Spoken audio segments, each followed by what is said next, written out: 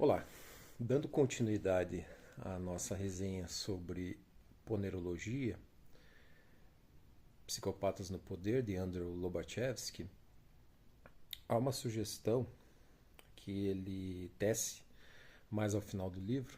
Eu estou indo de trás para frente, de forma assimétrica, porque há pontos de conexão entre os capítulos e é pertinente aglutiná-los daí, né? Mas enfim, ele sugere um refinamento conceitual, que realmente é essencial para essa disciplina de avaliação sociológica da ação psicopática. Uma das questões importantes que ele coloca é sobre a ideologia, né? O papel que as ideologias no século XX exerceram sobre as sociedades que aplicaram na prática, né? Causando disfunções, né? Devido a uma distância, a um distanciamento entre a teoria, aquilo que foi idealizado, né? Um ruído entre aquilo que foi absorvido socialmente para daí ser compreendido e idealizado, ou que precisava ser transformado, e realmente a aplicação governamental disso, principalmente na União Soviética, não é? Nos países satélites da Rússia, que é o campo de estudo do psicólogo polonês. Ele coloca que a ideologia, o sistema ideológico deformado, né, que é mal aplicado, né, que foi mal aplicado, ele foi o disfarce, o instrumento operacional para infecção patocrática. Né? A ausência dessa distinção básica na operação política é um erro que leva a perda de esforços, perda de energia, né? Perda de tempo entre governos, né? Para perceberem que as ideologias, todas elas, têm seu proveito e sua base empírica. Todavia, a idealização teórica é que às vezes se mostra equivocada, né? E é o caso do marxismo. Né? Ele compreende a fenomenologia, mas ele propõe uma solução utópica, irrealizável, né? Ou pelo menos pelos instrumentos que ela coloca para chegar ao ponto da justiça social e da igualdade, os instrumentos que ela coloca são inadequados, né? A revolução, ele simplesmente faz uma substituição de classes, né? E prega, na verdade, uma destruição das classes, que é a questão das diferenças ela é ignorada, né, pelo marxismo. As diferenças naturais, que vão provocar combinações sociais harmônicas, né, para que a sociedade funcione. É preciso que a sociedade tenha as classes operária, de diversos tipos de trabalhador. O próprio mundo contemporâneo ele sofre da carência de muito tipo de mão de obra porque se generalizou demais a importância, por exemplo, no Brasil, do curso superior, do nível superior, da, do diploma, do bacharelismo, né? E você tem carência em diversas áreas de profissionais. A partir disso, ele propõe, né? Ele intui que os grupos sociais que são hoje intransigentes, ou seja, os radicais, né? Os grupos radicais, tanto da esquerda quanto da direita, serão mais dóceis em se comprometerem, porque a funcionalidade social ela reduz esse apego ideológico, né, a fórmulas prontas, a fórmulas que não guardam uma complexidade equivalente à própria complexidade social. Né? A sociedade é, por natureza, complexa e assimétrica. Né? Então, nenhuma fórmula ideológica simplista vai conseguir compreender todas essas variantes. A patocracia caricaturou a ideologia do movimento em que ela se alimentou parasitamente. Então, o que é uma caricatura? A caricatura ela só percebe os traços essenciais das coisas. Né? Então, você pega o marxismo, né, por exemplo, a teoria marxista, aqueles conceitos de mais-valia, da apropriação do excedente da remuneração do trabalho do empregado, né, pelo empregador. Isso tudo é muito insuficiente, né? Ainda mais para a sociedade contemporânea, que já tem a base tecnológica como um fator complexizante. Hoje você tem formas de trabalho que eram absolutamente incompreendidas pela teoria do direito do trabalho, por exemplo, né? O home office. Como é que o home office, com um grau de subordinação mais tênue, né? Com uma localização geoespacial indeterminada, ou pelo menos não estabelecida dentro do estabelecimento do empregador, pode ser compreendida, né, pelo direito hoje em dia, né? Então essas novas formas de agregação do mundo do trabalho, elas vão têm forçado, né, na verdade, ao desenvolvimento de novas teorizações que deem conta desse mundo, né? Um segundo refinamento linguístico que ele propõe diz respeito a essa imunização, né? Esse processo de imunização de uma sociedade que foi vítima do sistema patocrático com a caricatura ideológica selecionada e não chegou a um nível extremo, ao ponto de não conseguir mais ter passado do ponto de retorno, né? Lógico que se a gente pensar em sociedades degradadas como a Venezuela, sempre há esperança e de fato existe a possibilidade de uma reforma, mas eu acho que fatalmente vai precisar de um auxílio internacional num determinado momento, quando um governo mais equilibrado e compreensivo das necessidades da população, né, de uma mudança, de um retorno à integração mundial, comercial, etc. Isso vai ter que ser necessário, né? Então, voltando um pouco àquela proposta que eu expliquei no vídeo anterior do Lobachevsky de uma juridicidade internacional que possa prevenir esse tipo de patocracia interna nos países, ele coloca assim: na situação real do mundo de hoje, há somente uma solução moralmente e cientificamente justificada que pode curar nosso drama das nações e também fornecer um começo adequado para a solução do problema da sobrecarga genética da sociedade, tendo em vista o futuro. Seria uma lei apropriada, baseada no melhor entendimento possível dos fenômenos patológicos macrosociais e suas causas, que limitaria a responsabilidade dos patocratas àqueles únicos casos, geralmente de natureza criminosa sádica, nos quais é difícil aceitar a inabilidade de discernir o significado de tal ato. Só isso poderia possibilitar que as sociedades das pessoas normais retomassem o poder e liberassem os talentos internos que poderiam garantir um retorno da nação à vida normal. Em verdade, isso já ocorreu, de certa forma, com a legislação de direitos humanos, né, que é um limite proposto pelas nações em conluio internacional de determinadas limitações que os estados não podem ultrapassar, né, de garantias individuais, mesmo independentemente da ordenação interna desses países, né? Mas ainda me parece que a proposta do Lobachevsky, no que tange a migração desses estudos da psiquiatria e psicologia sobre a formação do sistema político patocrático e do psicopata são necessárias, né? Ainda carece dessa migração da ciência para a política internacional. E a partir disso já existem testes que permitem a identificação dos psicopatas. Então, somente um preconceito ideológico, né, costuma se opor a essa ciência, né, a esse fator.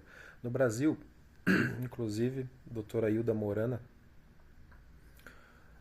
já comentou que foi tentada a inclusão no sistema penitenciário nacional do PCLR, né, que é o teste mais consagrado e certificado internacionalmente, proposto por Robert Hare, numa atualização, num aperfeiçoamento conceitual e clínico dos testes do Checkley, né, dos eixos do Checkley, mas não houve sucesso, não houve ressonância no Congresso Nacional. E isso é, né, extremamente necessário para salvar a saúde das instituições políticas nacionais, né? Para que nós tenhamos uma inversão, né? Para que os idealistas cheguem no topo da cadeia de poder e evite-se a figura do psicopata, né? Que não tem a capacidade de pensar o outro e pensar em instituições idealísticas como país, nacionalidade, etc., dentro desses cargos, não é? Muito menos valores como justiça, proporcionalidade, jamais poderiam assumir carreira de magistrados, né? Então, paralelamente a isso, o Brasil vai ter que pensar numa solução mais eficiente do que simplesmente copiar um modelo americano de eleição para juízes, porque isso não funcionaria aqui, me parece. Primeiro, diagnosticar bem o problema. As cortes superiores, né, até os tribunais regionais federais, ou tribunais regionais do trabalho, ou tribunais de justiça, se tem juízes imparciais, né? Na maioria das vezes, as soluções são extremamente satisfatórias dos litígios, né? Inclusive os envolvendo exercentes de mandato. Ocorre que nas cortes superiores, na STJ, TST e principalmente no Supremo Tribunal Federal, a politização via nomeação pelo Poder Executivo, obviamente cria um favor que vai ter que ser vai ser cobrado, né? E a imparcialidade já se vê comprometida desde o início, né? Lógico que simetricamente isso existiria também em relação ao governador e o Tribunal de Justiça, né? Os desembargadores nomeados pelo Tribunal de Justiça. Aí teria que ser pensada uma solução que não envolvesse a nomeação pelo Poder Executivo. Daí aqui a derradeira previsão a partir dessa instituição de uma legislação internacional apropriada para a identificação de psicopatas. O que eles podem fazer se nenhuma ideologia puder mais ser utilizada como uma máscara? Uma vez que a essência do fenômeno tiver sido cientificamente desmascarada, o resultado psicológico é sentimento de que o seu papel histórico terminou. Seu trabalho, além disso, assume um significado criativo historicamente, se o mundo das pessoas normais oferecê-las uma conciliação sob condições vantajosas sem precedentes. Isso causaria uma desmobilização geral da patocracia, especialmente nos países onde, praticamente falando, o apoio de uma ideologia já foi perdido. Essa desmobilização interna que eles tanto temem constitui o segundo objetivo mais importante. Uma condição crucial e complemento do trabalho terapêutico deve ser o perdão. Aí ele vai falar do perdão. Então, dentro das experiências bem-sucedidas, clínicas dos pacientes do Lobachevsky, ele cita um caso aqui. Exemplo da família N, na qual uma dúzia ou mais de pessoas colaboraram no abuso de um bode expiatório de 13 anos de idade, inteligência e agradável. Quando eu expliquei aos tios e tias que eles haviam estado sob a influência de uma pessoa psicologicamente anormal por anos, aceitando seu mundo ilusório como sendo real e participando com honra percebida em sua vingança contra o garoto, que era supostamente o culpado pelos seus fracassos, inclusive aqueles que ocorreram anos antes do seu nascimento, o choque reprimiu temporariamente sua indignação. Não houve um ataque subsequente. Provavelmente porque tudo aconteceu no meu consultório do Serviço de Saúde Pública e eu estava protegido com meu jaleco branco, que costumo vestir sempre que não me sinto completamente seguro.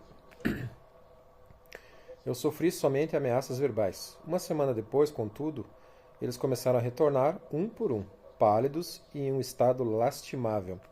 Embora com dificuldades, eles realmente ofereceram ajuda e cooperação para restaurar a situação familiar e o futuro desse garoto desafortunado.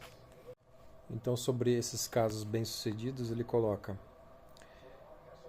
que o paciente retoma sua capacidade de fazer uso do senso comum saudável e reintegrar as visões de mundo com base em dados cientificamente objetivados e adequadamente popularizados. Então, ele para de fazer um uso de slogans ideológicos para justificar a visão de mundo que lhe foi imposta. A consciência assim criada seria muito mais apropriada à realidade que foi mal interpretada até recentemente. Como resultado, o homem se torna mais sensível na atividade prática, independente e engenhoso na solução dos problemas da vida e se sente mais seguro. A tarefa não é nova, ela é o ganha-pão diário de um bom psicoterapeuta. O problema é mais técnico que teórico, a saber, como disseminar urgentemente tais influências através do globo. O polonês observa que esses pacientes eles se tornaram neuróticos pela influência de condições sociais patocráticas, né? Afinal de contas, a neurose é a reação normal da natureza humana à condição de ser subjugado por um sistema patológico. Então, em muitos casos, acontece que o material eliminado do campo da consciência por medo e frequentemente substituído por associações mais confortáveis, ou seja, uma conveniência do cargo por subordinação, né? São essas conveniências mais confortáveis. Nunca teria tido esses resultados perigosos se no início tivéssemos reunido coragem para percebê-lo conscientemente. Nós, então, estaríamos na posição de encontrar uma saída independente e, em geral, criativa para a situação. Então, a psicoterapia ela assume o papel de retornar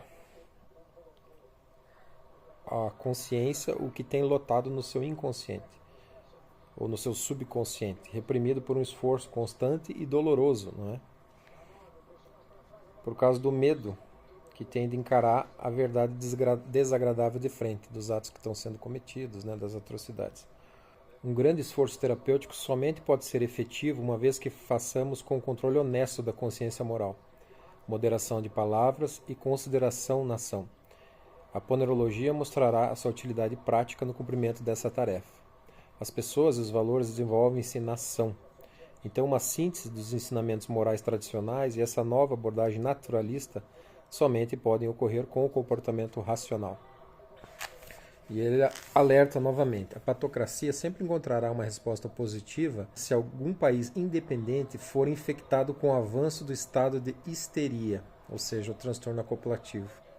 Ou se uma pequena casta privilegiada oprimir e explorar os outros cidadãos, deixando-os atrasados e na escuridão. Uma coisa não impede a outra, né? Não exclui a outra.